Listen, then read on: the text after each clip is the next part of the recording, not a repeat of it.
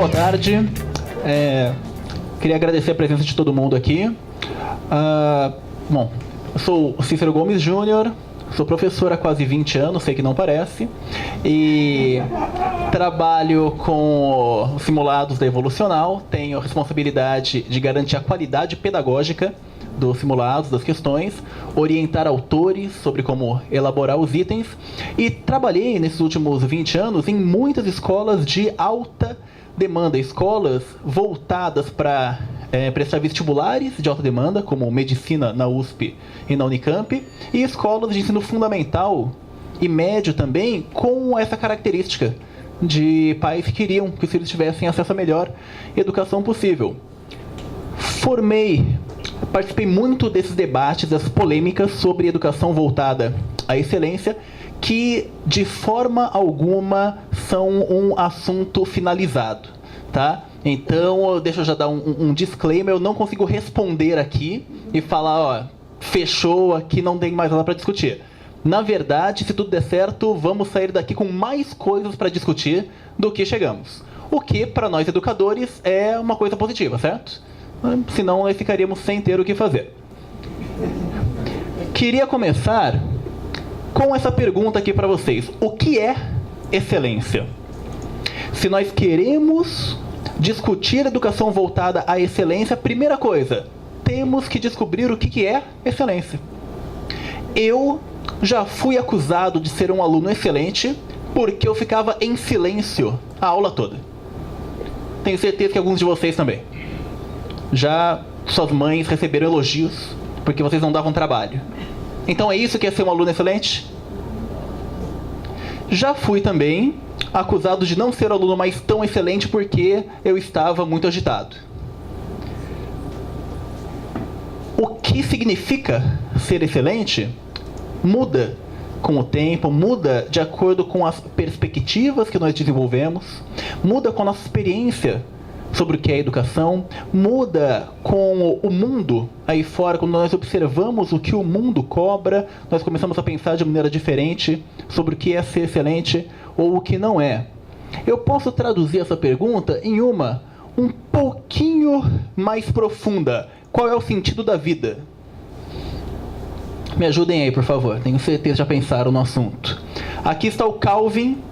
A professora dele pergunta. Alguém mais tem uma pergunta? Eu tenho. Fale, Calvin. Qual o sentido da vida? Eu me referi à pergunta sobre o tema da aula. Francamente, gostaria de saber essa resposta antes de gastar minhas energias em outras coisas. Muitos dos nossos alunos estão pensando exatamente como Calvin agora. Eles querem saber qual é o sentido da vida e, para ser um pouquinho mais específico, eles querem saber de que maneira nós, educadores, estamos ajudando a atingir esse objetivo. O que vocês diriam? O que é que nós estamos fazendo para os nossos alunos encontrarem o sentido da vida deles? Vou formular de um jeito mais direto. Se os seus estudantes, daqui a 20 anos, se tudo der certo para eles, como vocês os visualizam? Como que eles estão? Eles estão ricos? Eles são empresários muito bem-sucedidos? Eles são professores de redação? Eles são o quê? Eles estão servindo a nação. É uma resposta. Então, você está dizendo que os seus alunos excelentes vão ser pessoas úteis para a comunidade. É isso? Legal, legal. Para definir se um projeto, se um processo foi bem sucedido, é necessário que ele tenha um propósito claro. Propósito da educação. Talvez seja formar pessoas que vão ser úteis para a comunidade. Talvez seja formar pessoas que tenham o máximo de conhecimento disponível. Talvez seja formar pessoas que sejam muito obedientes. Fiz um levantamento. Nos séculos 18 e 19, principalmente, quando surgiu mais ou menos a educação como nós conhecemos, universal, voltada para grandes grupos de pessoas, o propósito da educação era formar para a obediência. A ideia era as pessoas saírem das escolas e saberem ocupar os seus lugares no mercado de trabalho, que era muito voltado a respeito e hierarquia, a processos repetitivos, a capacidade de cumprir ordens. E nós herdamos uma boa parte ainda dessa visão, não herdamos? Pegamos muito disso, de os professores dizendo que os bons alunos são aqueles que não dão trabalho, aqueles que obedecem, aqueles que sabem o seu lugar no mundo. Mas isso começa a mudar. E isso começa muito, um grande motivo para isso mudar é que o mercado de trabalho muda. E a escola é obrigada a correr atrás. As profissões de hoje não valorizam tanto quanto há 2 séculos a hierarquia, a repetição, o se colocar no seu lugar. Eu posso dizer que elas valorizam uma coisa chamada autonomia.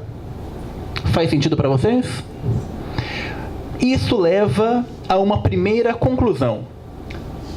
Educar para a excelência hoje é formar cidadãos autônomos. Mas isso também gera uma confusão extremamente frequente e prejudicial para o processo da educação. As pessoas confundem autonomia com falta de responsabilidade. Muitas pessoas, quando eu falo o aluno tem que ser autônomo, a pessoa entende o seguinte: o aluno tem que ser livre para fazer o que ele quiser.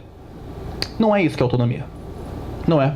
Autonomia não é fazer o que você quiser sem se preocupar com as consequências. É até o contrário.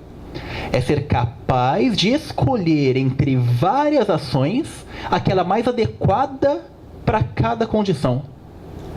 Ou seja, para o meu estudante um dia ter autonomia, eu não posso simplesmente assumir que ele já tem.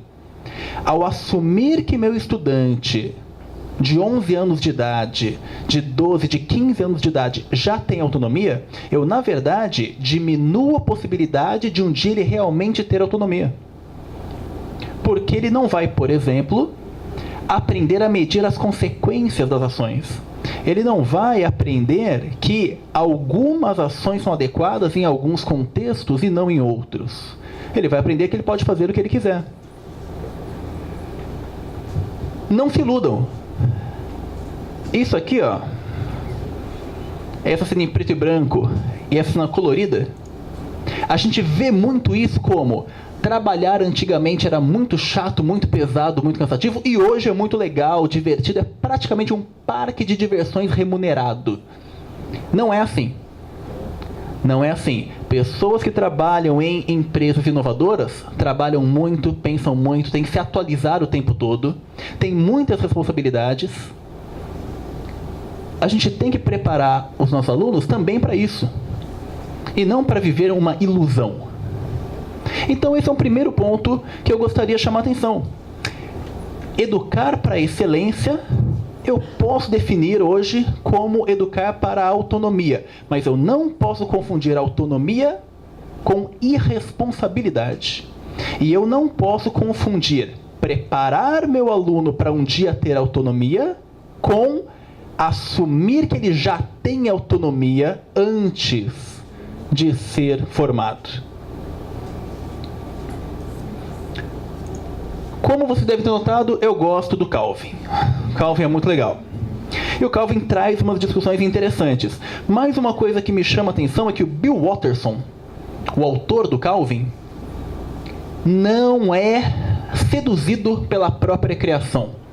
O Bill Watterson coloca várias tirinhas em que o Calvin tem opiniões muito lógicas, muito razoáveis, mas em várias tirinhas ele deixa claro que ele não está do lado do Calvin. Deixa claro que o Calvin é imaturo, por exemplo, não tem muita noção do que fala, às vezes é egoísta, às vezes é cruel.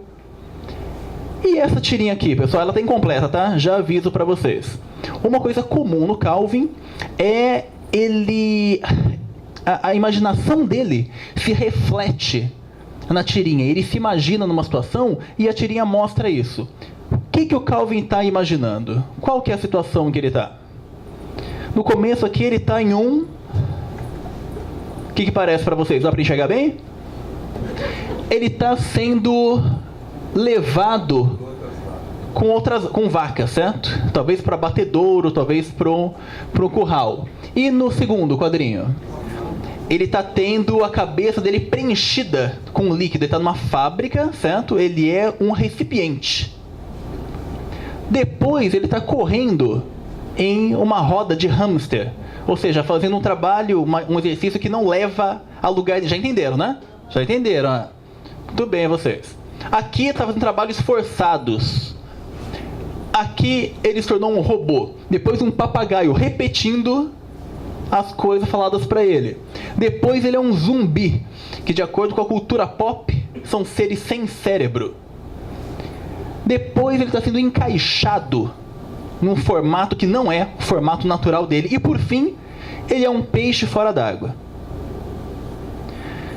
O que nos permite dar sentido para todos esses sentimentos é o próximo quadrinho. Rapaz, como estou contente de ver você, Haroldo. Outro típico dia na escola. Tudo que ele passou nos quadrinhos anteriores, então, é o sentimento dele. É uma representação gráfica do sentimento dele dentro da escola. Muitos dos nossos alunos têm esse sentimento. Eu já tive esse sentimento, vocês já tiveram sentimentos parecidos.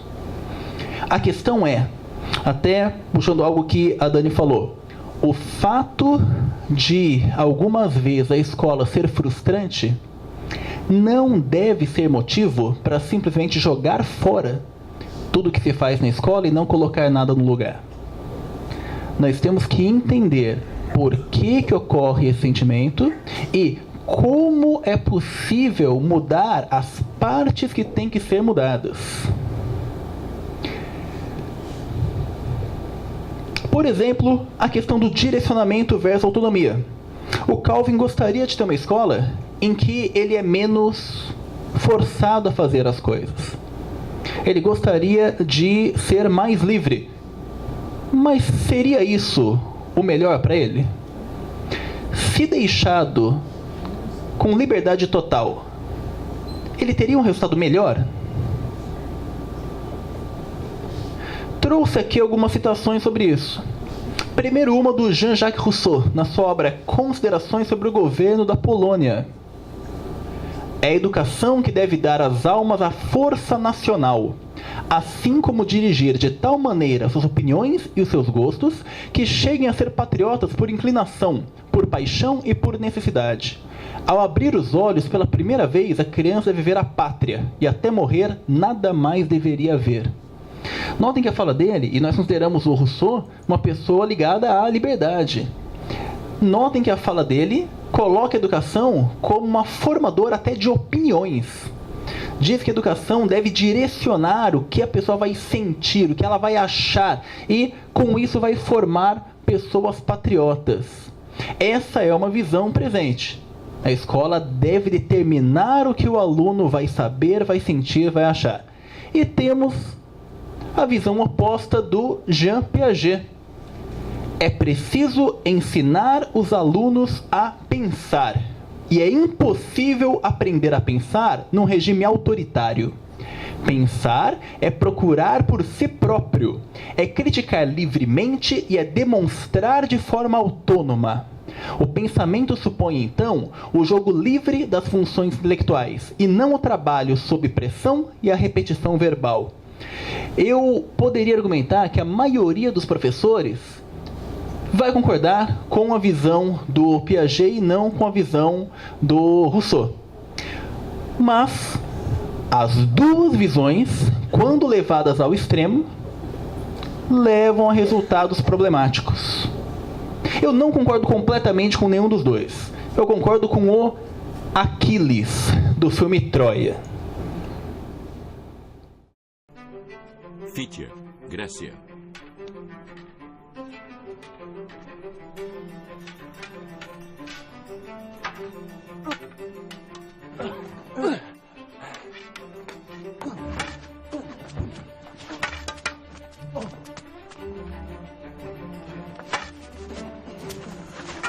Nunca hesite.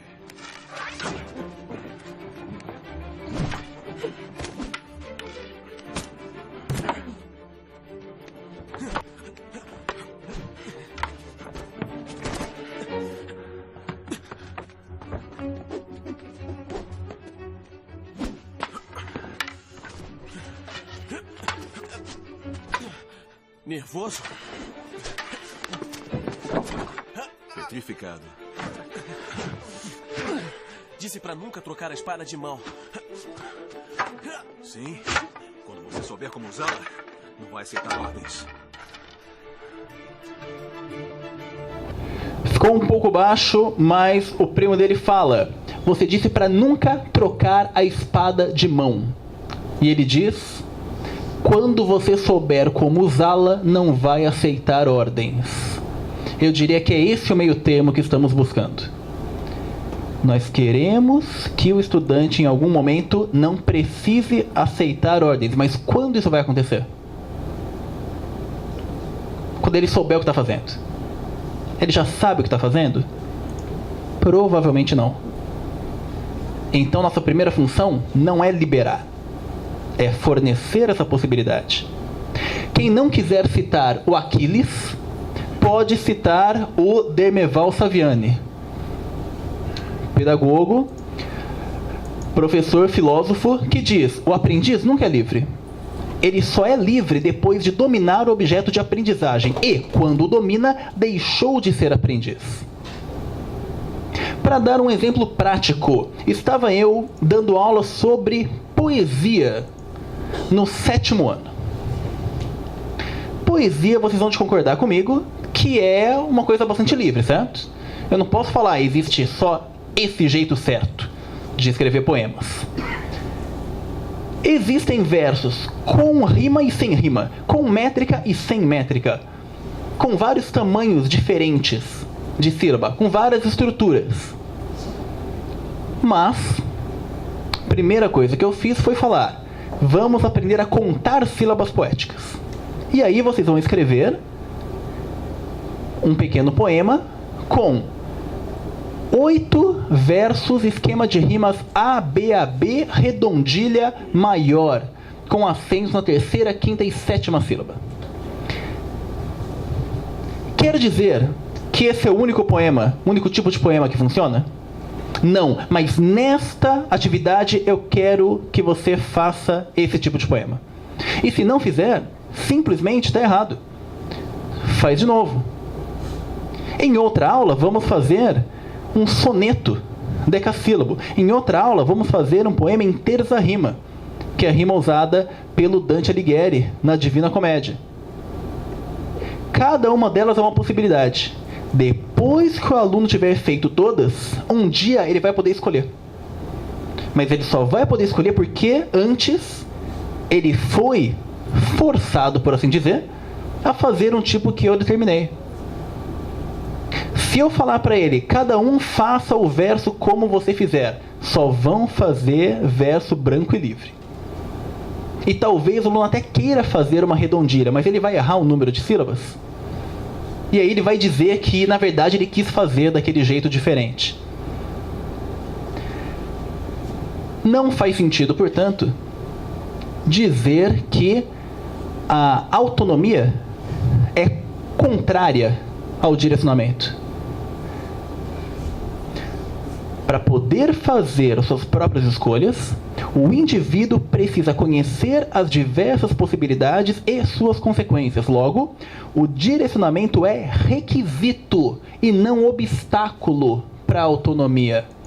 Essa é uma falsa oposição. Não temos que escolher ou direcionar ou deixar livre. Direcionamos agora para a liberdade vir no futuro. Se vamos assumir que o aluno precisa passar por um direcionamento, isso leva a essa outra discussão aqui, que também está muito em voga: conteúdos versus habilidades e competências. E ela se encaixa um pouco na discussão anterior também pelo seguinte motivo: muita gente entende que trabalhar conteúdos equivale ao direcionamento, equivale à escola tradicional, equivale ao apenas passar informação, e que desenvolver habilidades e competências é uma coisa mais livre que vai dar à pessoa uma autonomia para agir como ela quiser no mundo.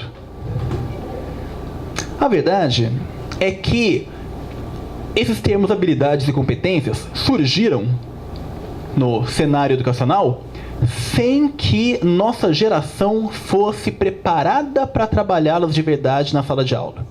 Primeiro, ela surgiu como uma coisa de cima para baixo. Habilidades e competências são importantes. Mas nós não tivemos aulas com habilidades e competências. E poucos de nós recebemos orientação sobre como fazer isso. De modo que nós acabamos revertendo ao ensino de conteúdo e chamando de habilidades e competências. São coisas diferentes. São coisas diferentes, mas não são coisas contraditórias. Alguns conteúdos são necessários para que habilidades e competências sejam desenvolvidas. A Dani falava aqui agora há pouco sobre a competência leitora. O vocabulário, por exemplo, é um conteúdo. Eu saber que uma palavra tem um certo significado é um conteúdo, certo? Mas memorizar dicionário não faz de ninguém um bom leitor. Percebe? A pessoa tem que ter vocabulário. Ela tem que ser capaz de, quando lê, decodificar a palavra. Mas isso é um dos vários requisitos para a competência leitora. Ela também tem que ser capaz, por exemplo, de diferenciar opinião de fato. Ela também tem que ser capaz, por exemplo, de identificar intencionalidade, de identificar ironia. Notem, isso não joga fora o conteúdo. Isso dá um sentido ao conteúdo. Muitas vezes, quando vemos essas discussões, fazer tal coisa ou tal outra coisa, a resposta correta é: não temos que escolher. Não tem que ser uma coisa ou outra. Trabalhar competências e habilidades não significa abandonar os conteúdos. Quem é professor de matemática já deve ter se envolvido na discussão sobre tabuada. Tabuada é uma discussão sem fim. Eu aprendi tabuada na forma mais terrível, assim, memoriza tabuada que ela vai ser cobrada dos alunos aleatoriamente na próxima aula. Vocês também? Minha mãe diz que no caso dela era assim também, mas tinha uma régua de madeira envolvida, parece. Que na minha época já era proibida. Mas ainda tinha essa pressão, certo? Por que eu devo saber a tabuada? Porque senão você vai ser publicamente humilhado amanhã. Quando a professora chegar e falar 6 vezes 7, se não souber, já era. Já o meu enteado, que hoje tem 11 anos, a visão que ele tem, a visão que as crianças da idade dele têm é bem diferente. Muitas escolas que hoje têm aulas para o 6º ano, os alunos não aprendem a tabuada dessa maneira. E muitos educadores dizem que não é necessário. Eu vou argumentar que é necessário. A pessoa tem que saber a tabuada, mas não tem que saber a tabuada como um fim em si mesmo. Não tem que saber porque aqueles números vão ser perguntados para ela em uma situação de pressão. Mas ela tem que saber porque é sabendo a tabuada de cor que ela vai conseguir poupar tempo na hora de desenvolver raciocínios mais complexos.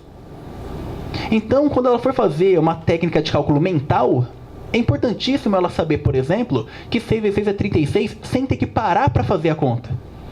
Porque ao parar para fazer a conta, ela perde a linha de pensamento.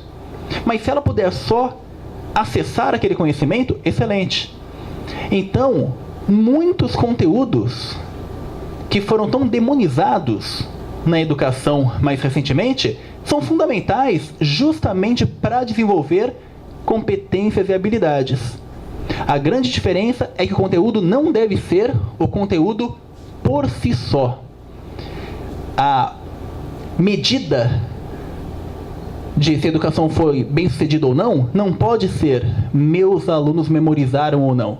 Tem que ser, eles conseguem usar esses conteúdos em contextos mais sofisticados, mais realistas, que, por exemplo, permitem que eles interpretem uma notícia numa situação real. Qual que é o propósito da educação, então? Transmitir conteúdos e desenvolver habilidades para que os estudantes possam agir com autonomia em sociedade. Posso juntar as duas partes e chegar a essa conclusão sem muita dificuldade. Como vamos fazer isso? Daqui outra polêmica envolvida: transmitir conteúdo ou facilitar o aprendizado? Uma hora dessas já ficou claro, certo? A resposta vai ser: não tem que escolher um ou outro. Professor Olívio, não entendi direito sobre a constante reduzida de Planck. Simples. Google.com. Esse professor está fazendo uma coisa que muitos professores acabam fazendo, só que de uma forma um pouquinho mais radical. Esse professor está dizendo: tudo que eu sei, você pode encontrar em outra fonte. Provavelmente de maneira mais simples, mais direta, até mais bem explicada. Logo, eu não tenho uma função real. É verdade? Cansei de ouvir que o professor não tem mais nenhuma função porque agora o Google tem todas as respostas. É verdade? É covardia fazer essa pergunta em uma plateia de educadores, certo? Mas vocês sabem que não é bem assim. Mas espera aí. Não é verdade que o Google tem as nossas informações? E aí? Qual que é a nossa função então? Se não é simplesmente passar informação, se não é ser o detentor dos fatos. Por exemplo, instigar. Por exemplo, dar o passo além. Por exemplo, contextualizar. Por exemplo, fazer com que o aluno saiba como encontrar as informações de maneira mais adequada. Porque o Google tem informações que a gente quer que ele encontre, mas tem muita informação também falsa, prejudicial, certo? O professor em si não perdeu a sua função. Eu me arriscaria a dizer que ela é maior do que nunca. Um tipo específico de professor perdeu sua função. E é justamente o tipo que se via como um mero repositório de informação. A enciclopédia.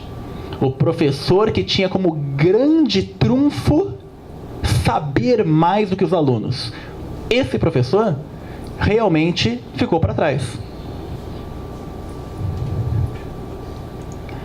O que a gente vai ver aqui é o início da primeiro episódio da primeira temporada do seriado Cidade dos Homens. Conhecem? É um seriado que passou na Globo há alguns anos, com o Laranjinha e o Acerola. Foi feito pelos mesmos produtores do filme Cidade de Deus. Tem uma produtora chamada Nós do Morro, que na favela, na comunidade de Cidade de Deus, no Rio de Janeiro, fez oficinas de atuação, pegou pessoas que não eram atores, ensinou a atuar, fez o filme, fez o seriado. É muito legal o seriado. E ele começa com uma cena bastante verossímil de uma sala de aula de escola pública da periferia do Rio de Janeiro. A independência brasileira está diretamente ligada aos acontecimentos da Europa do século XIX. Napoleão queria conquistar a Inglaterra. Professora, o que é Xi? Não é X, gente. Vocês estudaram isso na aula passada, é 19 algarismos romanos. Napoleão atacou a Inglaterra pelo mar, mas perdeu na Batalha de Trafalgar de 1805. Morreram os quantos, professora? Quantos morreram não interessa. Vamos continuar a aula. Ele percebeu... Oi. O que tem a ver os romanos com isso aí? Não tem romano nenhum. Ele percebeu que era muito difícil conquistar a Inglaterra, que é uma ilha. Napoleão era romano, não é? Não, Napoleão era francês. Ele conquistou quase toda a Europa, menos a Inglaterra e a Rússia. Troca. Que armas eles tinham, professora? Deixa eu terminar a aula, querido. Ele percebeu que era muito Era Rugre, oitão, pistola, fuzil, 762, AR-15, pistol 1. Não tinha nada disso, Nem né? ponto 30. Não tinha nada disso. Troca, gente. Então, o que ele fez? Ele proibiu todos os outros países de fazerem comércio com os ingleses, inclusive os portugueses. E inclusive os romanos também, né? Esquece os romanos. Não tem romano nenhum nessa história. Napoleão era francês, ele queria conquistar a Inglaterra, mas não conseguiu. Dona Maria, rainha de Portugal, ela era doente, chamada de Maria Louca. Não, porque ela ficava gritando pelo palácio, pensando maluca. Aí que ela fazia. Tá cara, filha da puta.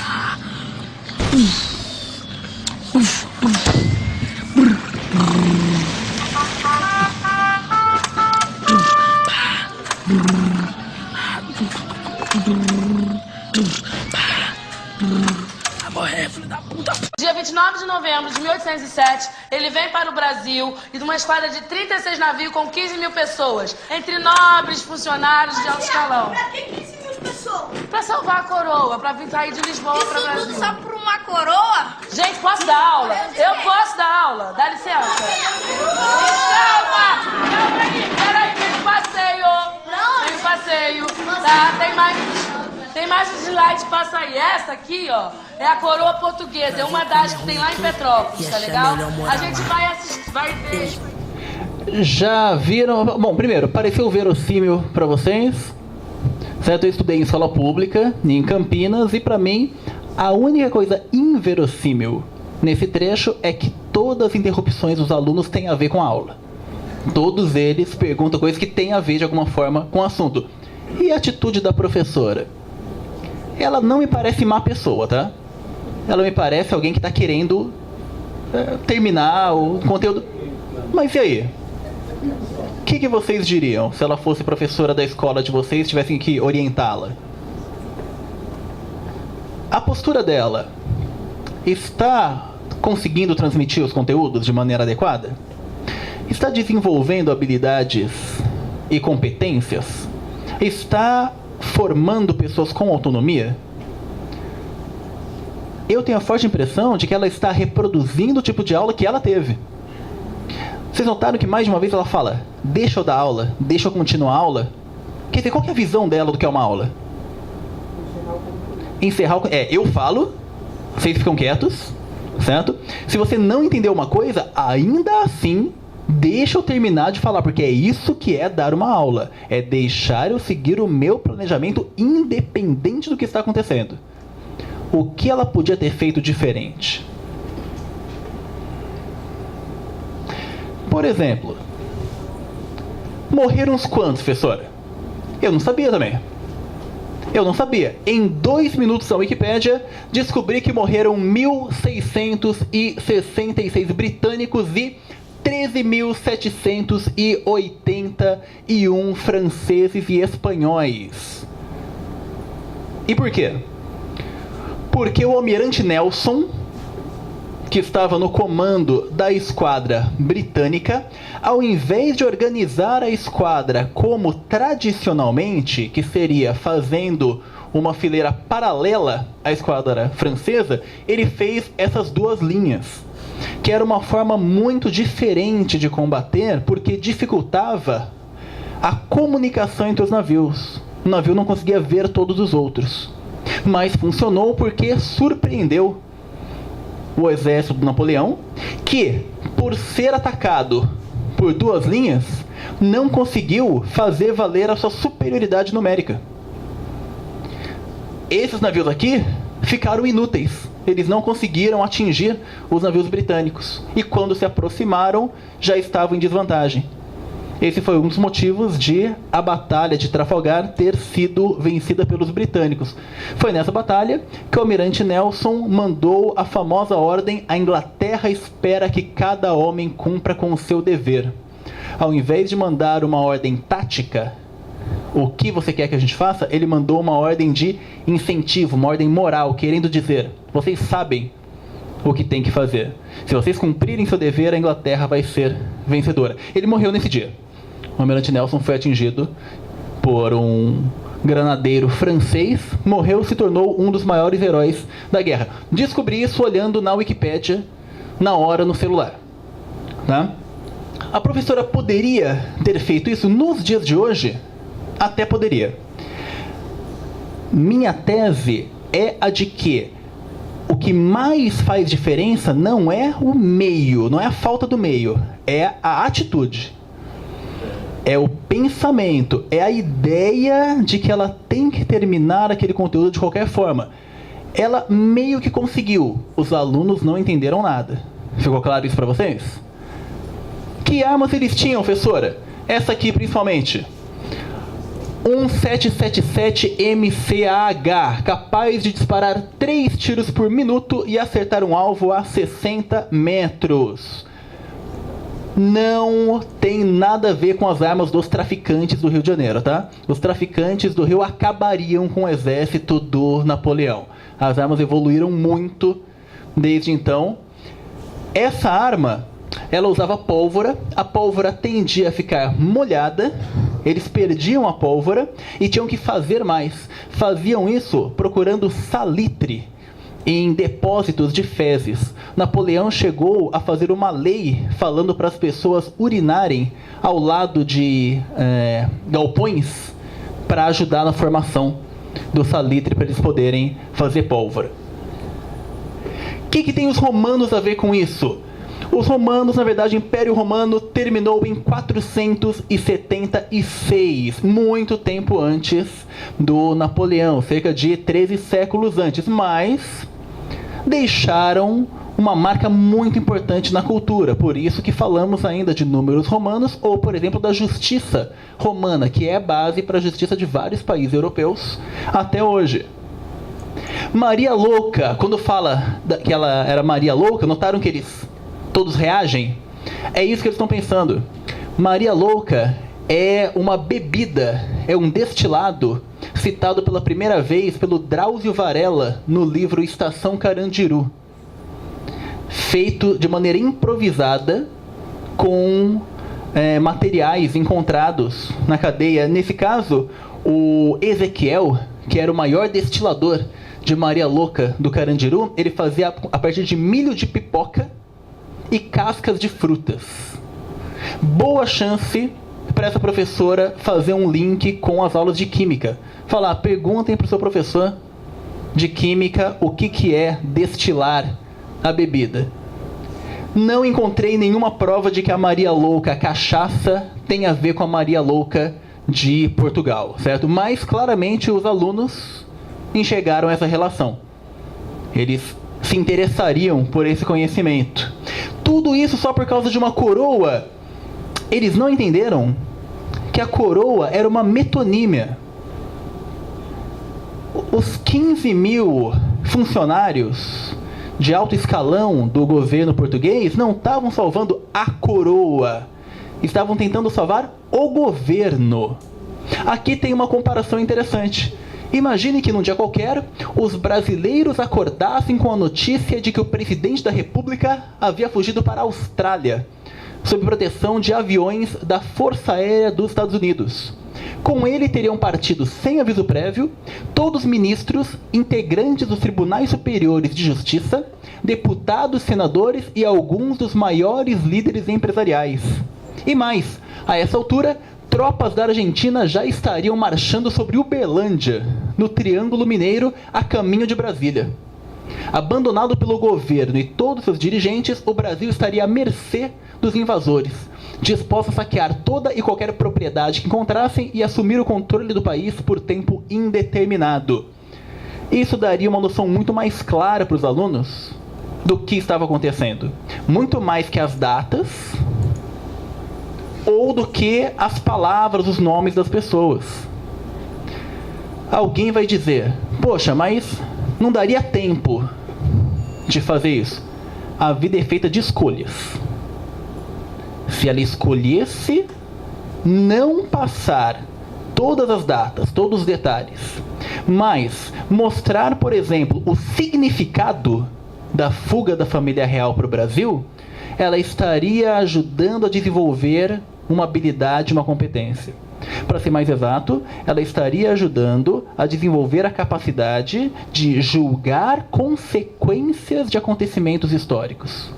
Em outra aula, quando fosse falar sobre a evacuação de Paris, os alunos lembrariam disso e poderiam comparar e dizer coisas do tipo: eu teria feito o mesmo, não teria feito o mesmo, a de Portugal teve um motivo, a de Paris teve outro, a de Portugal fez sentido, a de Paris não.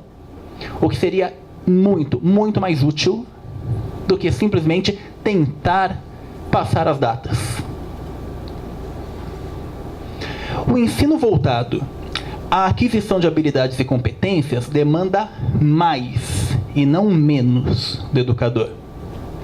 Ele ainda precisa dominar o conteúdo, mas também precisa fazer a conexão entre os estudantes, o conteúdo e o mundo real.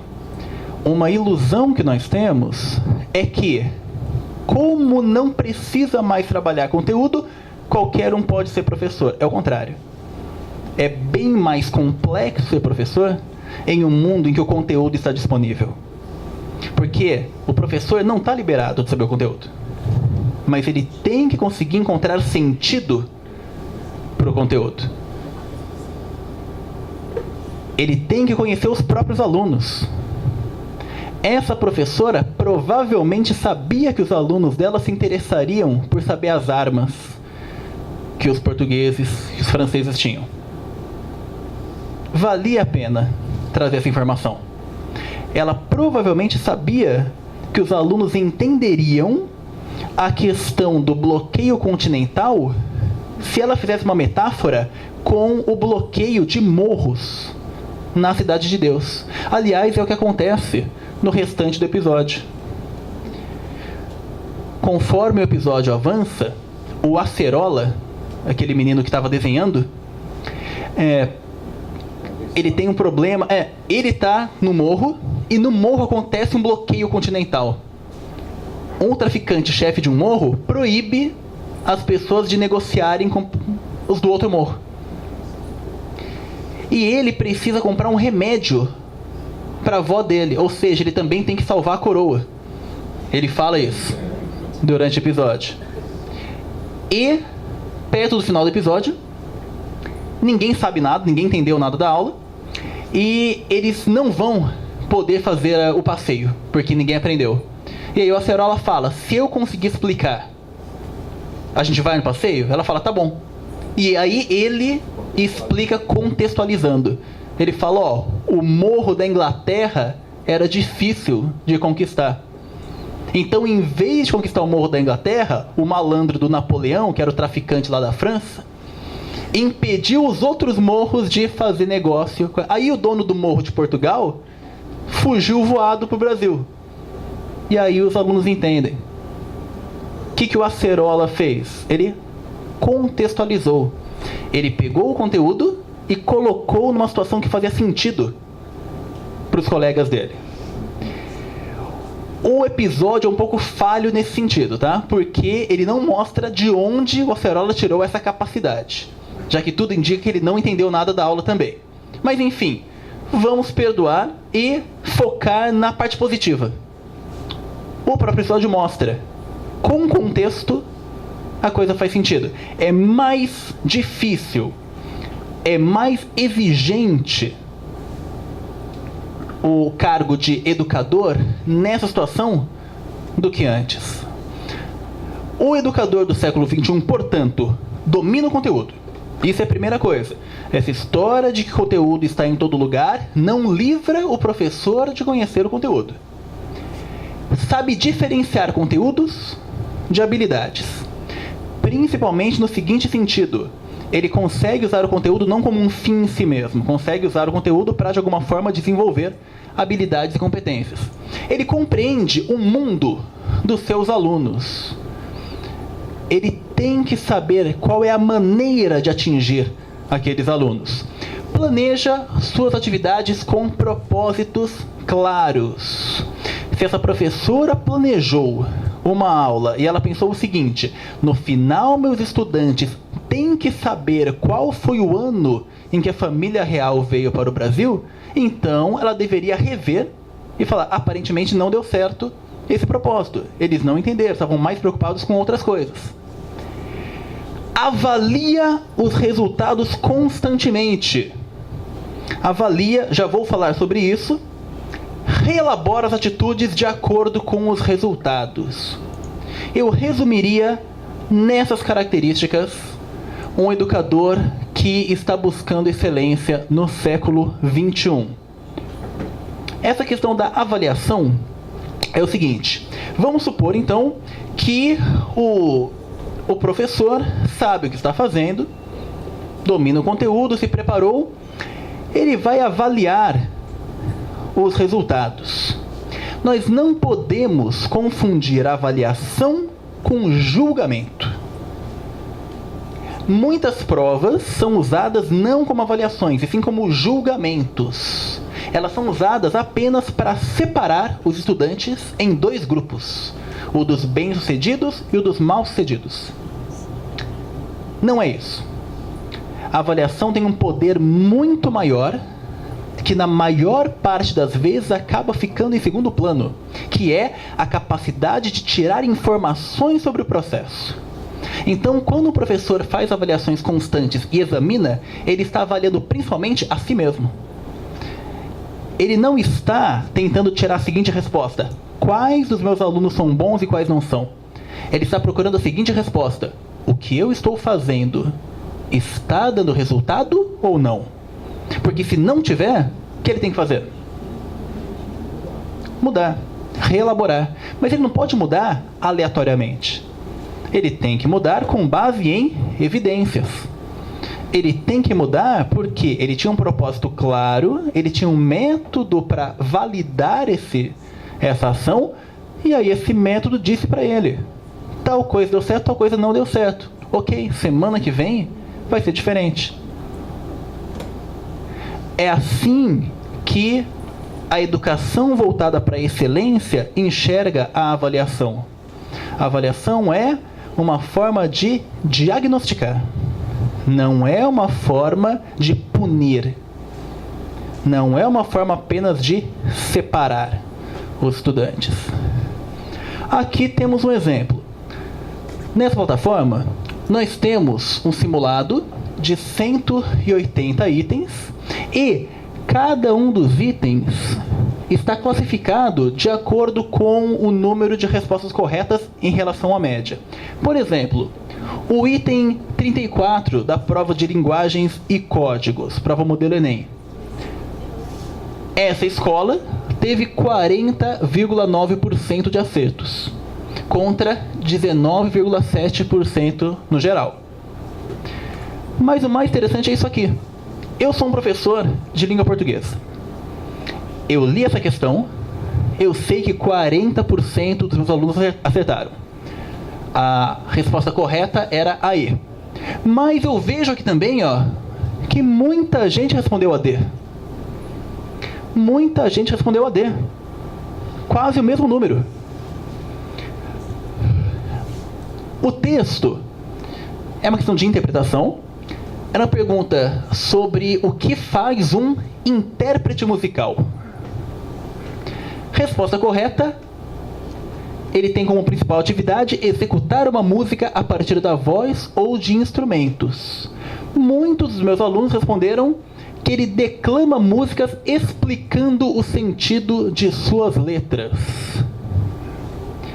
Se muita gente respondeu essa alternativa, vale a pena eu refletir por que tanta gente achou que é isso. Esse item ele já foi criado, na verdade, com isso em mente. Então, tem aqui na continuação uma análise. Tem uma explicação de por que cada alternativa, cada distrator poderia ter sido escolhido. O distrator D, ele tem a ver com a pessoa usar o sentido de interpretar de maneira equivocada. A pessoa leu um intérprete e fala: eu sei o que é interpretar, então eu sei o que é um intérprete. Ou seja, não importa tanto para mim dividir os alunos entre os que acertaram e os que erraram. Me importa muito mais poder chegar na próxima aula e falar: pessoal, muitos de vocês erraram a questão 34 porque vocês leram intérprete e automaticamente falaram: é aquele que interpreta no sentido de lê e analisa a letra da música. Vocês deveriam ter lido o texto base com mais atenção para perceber que o intérprete musical não é isso. Lembrem-se disso para as próximas questões. O fato de você conhecer a palavra não quer dizer que naquele contexto ela vai ter o significado que você tradicionalmente atribui a ela. É isso que me interessa. É poder pegar a avaliação e usar para planejar minha próxima aula. Agora eu sei que muitos alunos meus têm essa dificuldade. Mas poucos deles, por exemplo, responderam compor melodias para canções. Não vou ficar batendo nessa tecla então. Vou pegar as outras também e ver. Vou tentar enxergar padrões. Vou usar evidências para reformular minha atitude. Vejam, a avaliação é principalmente uma avaliação de mim mesmo. Eu estou avaliando a minha própria ação, meu próprio processo de educação. E claro, os resultados em provas de alcance nacional também permitem dizer, por exemplo, se uma cidade, se um estado estão tendo boas atitudes. Vocês devem estar bastante orgulhosos dos dados do Ceará. No IDEB de 2016, com dados de 2015, ele subiu muito em relação ao IDEB de 2013. Das 100 melhores escolas de educação básica do Brasil, 77 estão no estado do Ceará, incluindo as 24 melhores. Dado impressionante, muito superior a estados que gastam muito mais dinheiro. Fui pesquisar, fui ler o que essas escolas fazem. Minha maior surpresa é que não tem surpresa nenhuma. Elas fazem o básico. Esse parágrafo resume bem, falando da escola Emílio Sendin. Combate à infrequência, avaliações semanais que baseiam o planejamento da semana seguinte, acabei de falar, ensaio de um tempo integral que oferece reforço escolar no contraturno. São 3 das ações destacadas pela diretora da Emílio Sendin, Milvia Carvalho. A escola saiu de uma nota 7.4 na última avaliação 2013 para a atual 9.8. Percebem que não é nada milagroso? Não é reinventar a roda? Não é que estamos tendo aulas de matérias completamente diferentes. Não. Estamos fazendo o que sabemos que funciona. De maneira cuidadosa, de maneira profissional, com os gestores o tempo todo prestando atenção no que está sendo realizado. As avaliações fazem parte, portanto, desse processo de busca por excelência. Elas vão dizer se o que está sendo feito está resultado ou não. Sem avaliações, caímos muito no campo da subjetividade. De vou fazer o que eu sinto que funciona, mas sem nenhuma base real para avaliar isso. Resumindo, primeira coisa que eu tentei trazer aqui foi: qual é o propósito da educação voltada à excelência? Transmitir conteúdos e desenvolver habilidades para que os estudantes possam agir com autonomia em sociedade. Quem vai fazer isso acontecer? O educador, que realiza ações com base no domínio do conteúdo e no conhecimento das características e das habilidades necessárias aos estudantes para atingir o propósito. E como vamos saber se está dando certo? Pelas avaliações, que não devem servir apenas para separar os alunos entre bons e ruins, mas principalmente para verificar se as ações do educador estão efetivamente atingindo o propósito. Essa trinca é a base de uma educação voltada para a excelência e é menos complexa do que pode parecer.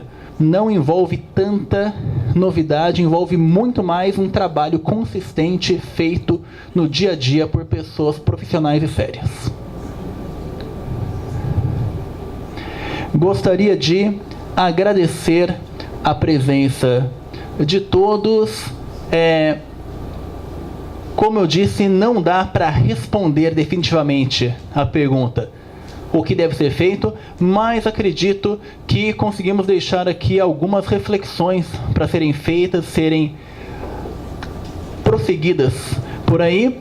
Um momento para fazer isso é justamente o nosso debate vai ser feito aqui. Vocês podem mandar perguntas, ficaremos felizes em recebê-las e discutir, ok? Muito obrigado novamente. Até breve.